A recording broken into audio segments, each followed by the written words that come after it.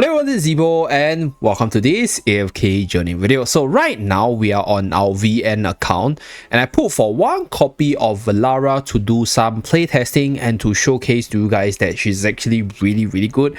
And some of you guys are actually very doubtful, like why is she good? And like, you know, she's just a very normal debuffer, right? But if you were to take a look at her kit, at first, you know, you guys would think that, hey, she can steal stats, but there's a limit as to how much stats she can steal.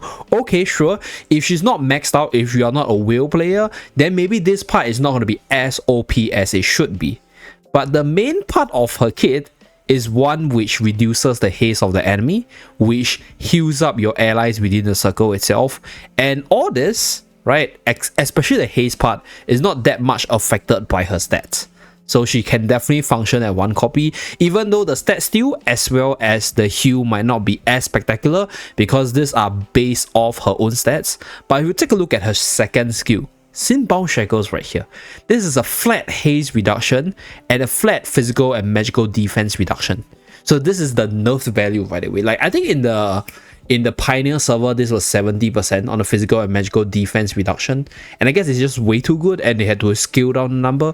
So if you take a look at her kit, right, one copy of a kit is actually more than sufficient in a lot of cases because a lot of her stats are not so stats reliant, or a lot of her skills are not so stats reliant. So what this means is, if let's say you don't want to invest in her too much, or you want to sit on the fence and wait for more testing, you can, or you can just pull for one copy to just try her out and then use her for all the different mini game modes where your units are skilled up in terms of their tiers. So that's with regards to Velara. Okay, so in this video we're going to showcase our one copy testing with this unit. So right here we have Nocturne Judicator. This was the comp that I used to get my best score today. So this is the comp. We're gonna reposition the unit again. Okay, so this is the previous best comp is one with Sinbad right here.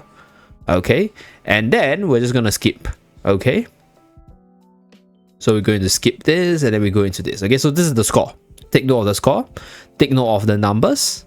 Okay, and then we go into Velara right here. Okay, so Velara, for Valara's case, I think Velara kind of want to activate the ultimate almost immediately, so her positioning should be at the back. But it's hard to say. I don't think it matters because I don't think the boss is within the 2 tower radius, so I guess the debuff will kick in after we are fully set in on the full 4 circle awakening itself. So I think we just stick with this positioning first. Later on, we'll review my own positioning because I can't exactly remember where I put my Velara. But the one thing about her is that I think the positioning matters because it affects which circle get activated first. So if you use it in arena, you want to get the offensive circle activated. So later on, I'll showcase some arena runs as well as some of my own supreme arena runs in general. So this is the activation of the circle. So far, I think these 2 circles don't cover the boss yet. So I think this might not be the most ideal positioning. So basically her job is very simple. She just like heal the allies and then she gets the circle up for the debuff, and then after all 4 circles are awakened, she gets the stat steal ability. So that's with regards to a kit. So I saw some comments saying that she's a mega wheel character, you need a lot of stats on her. I agree and disagree because yes, having more stats means that you can steal more stats from the boss. But even without that stat stealing portion, right, you will realize that this battle takes quite a while for her to awaken everything. So before this full awakening, before this stat steal thing comes in, she's still very usable. Like she's still nearly at max power. So the stat steal is quite stats dependent, obviously, because it's based off her stats. But like she is definitely a 1 copy viable character on the Dream Realm side. So right here we're just gonna skip to the end of battle because we don't want to sit through the full 90 seconds, and then let's take a look at the damage numbers. In fact, we just broke our own record right here. Okay, so this unit, so what she did for the team, simple. She has 3 skills over here. Ultimate, we have a haste down on the boss, which reduces one of the skill efficiency of the boss right here, Ancient's Blessings. And then at the same time, we have the stat steal. So stat steal is also considered a debuff right here from this part of a skill. So even though we are not able to steal that much basic stats because the transferred stats of each ally cannot exceed 45% of Valara's starting stats. So this means that, hey, because I only have her at 1 copy, I'm not stealing that much, but it's still considered a debuff, which makes the boss take more damage. So that is for this one. And then last but not least, obviously the physical magical defense as well as the haste reduction from the Simbound Shackle right here. So that's why she did a lot on a debuffing opponent to allow our Midnight Hunter to hit harder. So that's for today's boss. We will be doing more testing with her in the next few days to see how she functions in the other Dream Realm bosses. But let's go into the Supreme Arena side. So I actively tried her today, got some pretty good results, and even if we got defeated, there's actually a Velara in the opponent team, so we can showcase the fight as well. So first fight, I use a Velara together with the Iron Almonds combo right here, as you guys can see, and let's look through the replay. Okay, so we reposition our Velara over here such that this circle over here gets activated, so you can see the haste down on all the enemies within the circle. Massive stuff, because when you're attacking your opponent, you can actually plan which circle you want to activate first. So even if you're using Velara as just a very simple one circle activator, she's still pretty legit because it's an AoE haste down onto the opponent, which allows your team to accelerate towards their skills faster. So that's with regards to this fight. My Shamira got the skill online and then we won over here.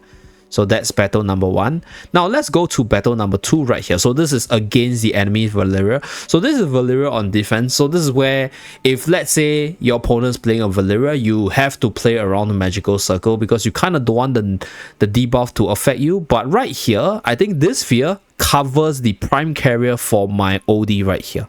So my OD actually got debuff. So the area of coverage for this skill over here is actually pretty big, because from the visual aspect is within this circle, but it's a 2-tile coverage. So this covers 1 tile and then OD is another tile together with Hugin right here. So the AoE haste down is actually pretty massive from the looks of it. So that's with regards to the magical circle side. So this is me losing. Okay, now on the attacking side, we attacked Washi 2 times. Okay, so first time we lost everything because I think we didn't know how powerful the Paragon tier Tarsi and the Paragon tier Siren and Bonnie is, so we underestimated it, but we won this time around. Okay, so this was with my Velara and Shamira Graveborn combo right here. So let's take a look at what Velara did for the team. Okay, so starts the battle, activate this circle. We activate the haste down for a short moment before the enemies actually run towards us. I think in this situation, what would have been better for us would be to put Velara on the defensive posture where we activate the magical circle on our side of the battlefield. Because as you guys can see, all the enemies are running towards us, so having the magical circle on our side is actually a lot better. So Shamira eventually carried us here, but I think that haste down application at the start is a little bit helpful in this situation, because even if she's dead, the magical circle will still stay active, the debuff will still go through. So we lost this one and then we go into this one right here. So this one we won, nothing much to show since this is a pretty old school team. So this over here, so this is against Shamira, lost against Shamira, and then I use Velara in the Graveborn team once again, as you guys can see right here. Okay, so we are fighting against the Rangers. So Coco got debuffed. This means that her ultimate is a lot slower. Just now earlier, our range unit, right, Vala, jumps on like later on.